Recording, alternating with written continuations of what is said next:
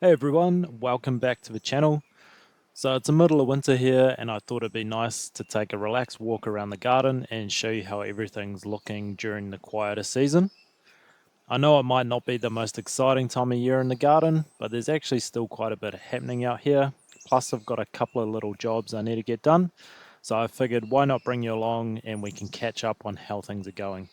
So grab a cup of coffee or tea, get comfortable and let's take a slow wander around the winter garden together. Not much has changed with the beetroot over here. This bed is tucked right into the corner and just doesn't get enough sun during the winter months. The shallots are definitely growing, but you can see they're sprawling quite a bit more than I'd like. I'm wondering if that's because they're not getting enough sunlight either. To be honest, I'm not entirely sure if that's what's causing it, but it would make sense given how shaded the area gets during the winter. I'll keep an eye on them and see how they go as we move towards spring and the sun starts tracking higher again. Now, the carrots are by far looking the best out of these three crops that I planted at the same time. Look at those beautiful thick green tops. They're really nice and healthy.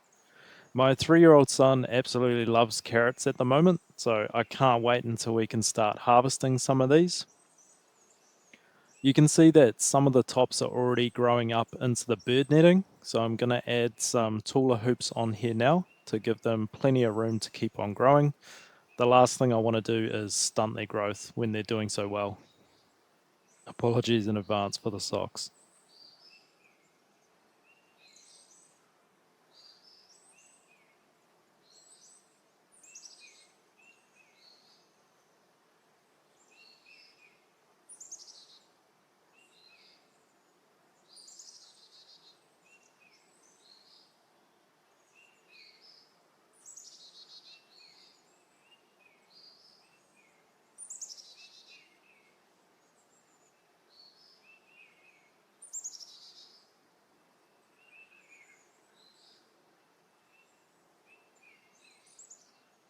And there we go. I might have gone a little bit overboard on the size of the hoops, but hey, there's absolutely no doubt now that the carrots are going to have plenty of space to grow.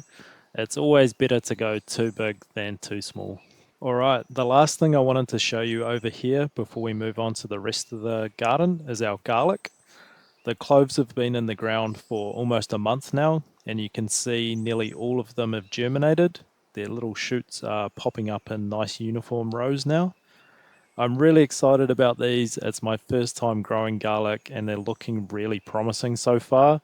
So, fingers crossed, we get some lovely big garlic bulbs off these come harvest time. Around the other side of the house, we have our strawberry beds, which are looking really good. All of the plants I transferred out a few weeks back are looking nice and healthy. You might remember I used pea straw to mulch these beds, and I've actually noticed a bunch of pea seedlings germinating in and around the strawberry beds. I'm more than happy to let these grow because peas are natural nitrogen fixers, and I've read that they're actually excellent companion plants for strawberries. Since strawberries are heavy feeders and really benefit from that nitrogen boost, it's like getting a natural fertilizer system without having to do any extra work. It's funny how things just work out sometimes when you didn't even intend it.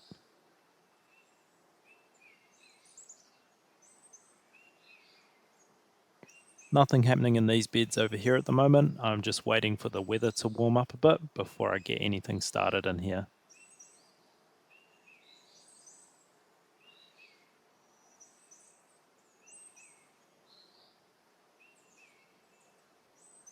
As you can see, I've got a new compost pile going here. This one's about a month old now, and I've just been slowly building it up as materials become available around the property. I know it can be really hard to stick to a schedule and find time sometimes with everything else that life throws at us, but I've been really committed to turning this pile twice a week. I've been doing it on Tuesdays and Fridays, and I've been getting some really good temperatures in here, sitting around 64 to 66 degrees Celsius, which is helping it break down quickly and should be killing off those weed seeds. I was also thinking it would be really cool to film a pile from start to finish to show you the whole process and watch the material breaking down over time. So I'll definitely do that with the next one. It could make for a really interesting time-lapse video. Over here we have a bunch of our berry plants that we yet to plant into their permanent homes. This big guy is a thornless blackberry, and I'm planning to take a bunch of cuttings off it next month before the new growth begins. That way we can get a few more blackberry plants growing without having to buy any new ones. I'll probably do a video on that process too, but propagating blackberries from cuttings is actually pretty straightforward. These stalky guys on the left here are all rooted boysenberry canes that I took from the base of an old plant. And down here, these little ones are all ever-bearing raspberry plants that I've just grown from roots in my compost. I've transferred them into pots to get them established. These taller ones here are the same raspberries, but these are second-year floricanes. They've lived in pots their whole lives, which is why they're so small and spindly. But hopefully this year's primocanes will be much bigger and stronger once we get them all planted into their permanent homes. These here are some more boysenberries, but these are ones I took from cuttings. The ones on the left were taken at the end of summer, and the ones on the right were taken in late autumn. I'll plant these out in the spring, and hopefully they'll have decent root systems on them by then. This is the area that will turn into our berry patch. The plan is to have at least one row of each type running from the carport all the way to the fence there. So that's blueberries, raspberries, boysenberries, and blackberries.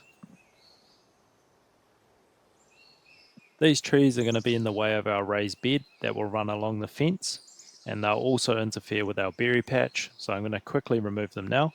The smaller ones I'll pot up into grow bags and sell them on, but the big one I'll mulch down and mix it in with my next lot of compost.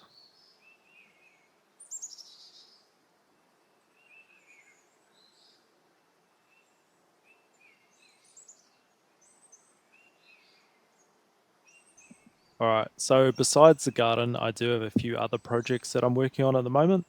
One of them is building a play area here for my kids, so I'll probably do a video or two on that when I get around to it. I also really need to do something about my shed. It's an absolute mess at the moment, so I need to build some proper storage and get everything up off the floor. But that's it for today's winter garden update. I hope you enjoyed this relaxed walk around the garden with me. Even though it's the quieter season, there's still plenty happening and lots to look forward to as we head into spring. If you enjoyed this laid back style of video, let me know in the comments. I'd love to hear what you'd like to see more of. And as always, if you found it helpful, don't forget to give it a thumbs up and subscribe for more content like this. Thanks for watching, and I'll see you in the next one.